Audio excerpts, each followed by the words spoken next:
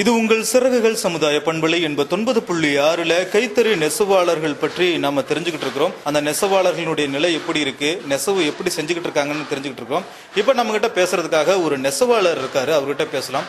அண்ணா வணக்கம், உங்க பேர் சொல்லுங்க. வணக்கம், என் பேர் சுப்பிரமணியன்.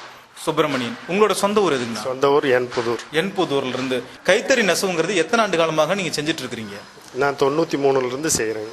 30 வருடங்களுக்கு பக்கமாக நீங்க செஞ்சுட்டு இருக்கிறீங்க. இந்த 30 வருடங்களாக தொடர்ந்து இந்த பணியை செஞ்சுட்டு இருக்கிறீங்களே, ஏன் இப்போ பாத்தீங்கன்னா நவீன யுகத்துல எந்திரங்கள் முதற்கொண்டு நிறைய வந்துருச்சு, இருந்தாலும் இன்னும் கைத்தறி நெசவு செஞ்சுட்டு இருக்கிறீங்க, இதனுடைய இது எப்படின்னு எங்களுக்கு கொஞ்சம் சொல்லுங்களேன். நான் விரும்பி வந்தேன், அதனால அப்படியே செஞ்சுட்டு இருக்கிறேன். ஆனா என் வயசு கீழே இருக்கிறவங்க வர மாட்டாங்க. என்ன காரணத்தினால வர மாட்டேங்கிறாங்க? ஏன்னா இது கொஞ்சம் கஷ்டம், வருமானம் குறைவு.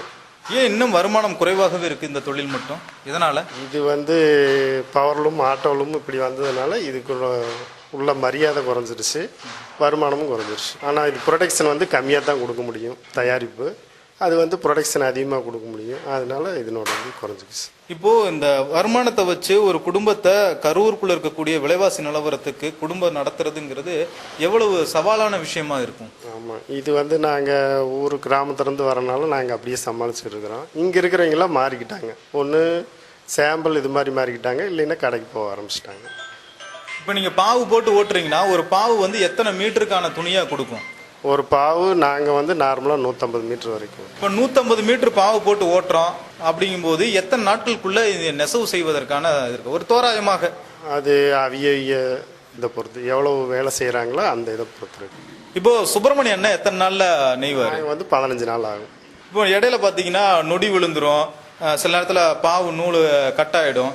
இந்த மாதிரி சூழல்ல இப்படி நீங்களே செஞ்சிருவீங்களா, இல்லை மேஸ்திரி அண்ணா பிச்சமுத்தான செஞ்சு கொடுப்பாரா? நாங்களே செஞ்சுக்கலாம், நமக்கு எல்லாம் தெரியும், செஞ்சுக்குவோம். தெரியாதவங்க மேஸ்திரி கூப்பிடுவாங்க. இப்போ ஒரு நாளைக்கு எத்தனை மணிக்கு எந்த நேரத்துக்கு நீங்க நெசவுக்கு வருவீங்க, எந்த நேரத்துக்கு போவீங்க? ஏதாவது நேரம் இவ்வளவு நேரம் தான் வேலை செய்யணும், இல்லை இவ்வளவு நேரத்துக்கு தான் வந்துட்டு போகணும் அப்படிங்கிற மாதிரி எதுவும் இருக்கா, இல்லை நீங்க எவ்வளவு நேரம் வேணாலும் இருந்து வேலை செஞ்சு உங்களால முடிஞ்ச அளவுக்கு செய்வீங்களா? இது நேர கட்டுப்பாடு இல்லை. இங்கே காலையில் 5:30 பட்டறை திறந்துருவாங்க. நாங்கள் வர்றது 9:30 வருவோம், 7:30 போயிடுவோம். இது எங்களோட விருப்பத்துக்கு ஏற்ப செஞ்சுக்குவோம்.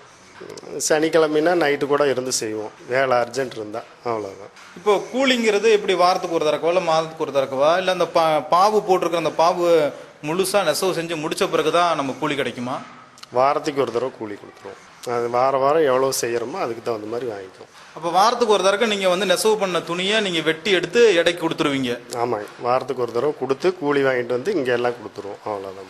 இப்போ இங்கே இருக்கக்கூடிய நெசவு கூடத்தை பொறுத்த வரைக்கும் எல்லா நெசவு கூடமே அந்த சொசைட்டி சங்கம் அதில் கொண்டு போய் தான் கொடுத்து பணமாக மாற்றி கொண்டு வரணும், அப்படித்தானே?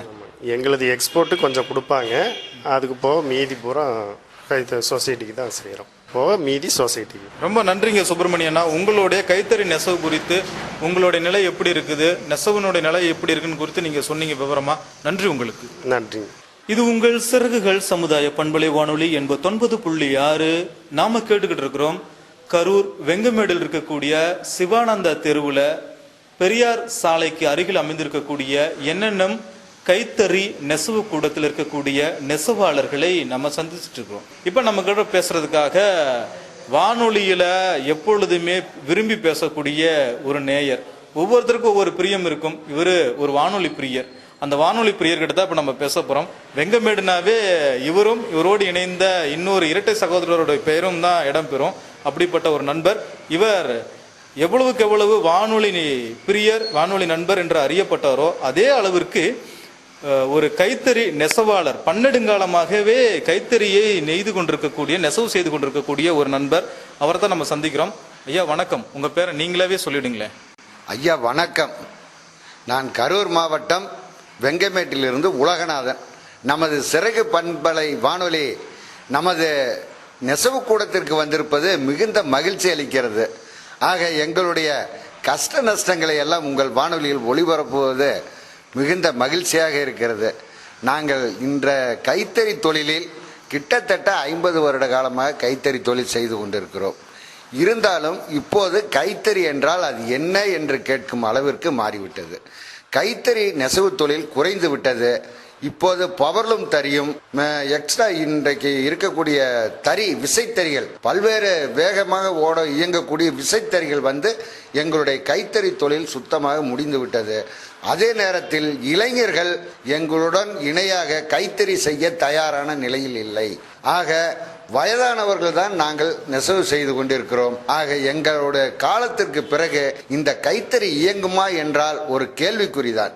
ஏனெனில் இன்னும் ஒரு 10 வருடம் கழித்து எனது பேர குழந்தை கேட்டால் கூட தறி எப்படி இருக்கும் என்றால் போட்டோவில் தான் காட்ட வேண்டும். அப்படிப்பட்ட ஒரு சூழலுக்கு தள்ளப்பட்டு விட்டோம். முன்பெல்லாம் கரூர் வெங்கமேட்டில் 40 வருடங்களுக்கு முன்னால் பார்த்தால் 30,000 கைத்தறி நெசவு செய்து கொண்டிருந்தோம். 30,000 கைத்தறி தொழில் ஓடிக்கொண்டிருந்தது. அப்போது காலை 4 மணி முதல் இரவு 7 மணி வரை கைத்தறி நெசவு ஓடிக்கொண்டே இருக்கும். ஞாயிற்றுக்கிழமை கூட மதியம் வரை நெசவு செய்து கொண்டுதான் இருந்திருப்போம். ஆனால் இன்றைய சூழலில் எப்போது வேலை கிடைக்கும், எப்போது நெசவு செய்வோம் என்பது ஒரு சரியான கேள்விக்குறியாக போய்விட்டது. காரணம் என்னவென்றால் நெசவு செய்வதற்கு சரியான ஆட்கள் இல்லை. இளைஞர்கள் எல்லாம் பின்னோக்கி சென்று விட்டார்கள். முதியவர்களாகிய நாங்கள் தான் இன்று கைத்தறி தொழிலை நம்பி வாழ்ந்து கொண்டிருக்கிறோம். ஏனென்றால் நாங்கள் ஆரம்பத்தில் இருந்தே கைத்தறி நெசவாளி. இனிமேல் வேறு எந்த வேலைக்கு செய்ய முடியும்? எனக்கு 69 வயதாகிறது. நான் இனிமேல் மூட்டை தூக்கி சுமந்து விற்பனை செய்ய முடியுமா? நிச்சயமாக முடியாது. ஆகையால் தான் இந்த கைத்தறி தொழில் ஏதோ கிடைக்கும் வருமானத்தை வைத்துக்கொண்டு தங்களால் இயன்ற பணிகளை செய்து முடிந்த அளவுக்கு வாழ்ந்துகிட்டு இருக்கோம். இருந்தாலும் இந்த கைத்தறி தொழில் இன்னும் மாறா வண்ணம் இருக்க வேண்டும். அந்த கைத்தறி தொழில் இயங்கிக் கொண்டே இருக்க வேண்டும் என்பதுதான் எங்களுடைய கைத்தறி நெசவாளர்களுடைய நாட்பட்ட நம்பிக்கை. இன்னும் நெசவு தொழில் அழியா வண்ணம் இருக்க வேண்டும். கைத்தறி என்பது காலத்தால் அழியா சின்னமாக இருக்க வேண்டும் என்பதே என்னுடைய ஆசை. ஆக என்னை பேட்டி காண வந்ததற்கு சிறகு பண்பலை வானொலிக்கும் ஐயா உங்களுக்கும் நெஞ்சார்ந்த வணக்கம், வாழ்த்துக்கள், நன்றி. செந்தமிழ்நாட்டு கைத்தறி நெசவு சேலைகள் வேட்டிகள் வாங்குவீர். திராவிட நாட்டினர் சேமம் வேண்டி சிங்கார ஆடைகள் வாங்குவீர்.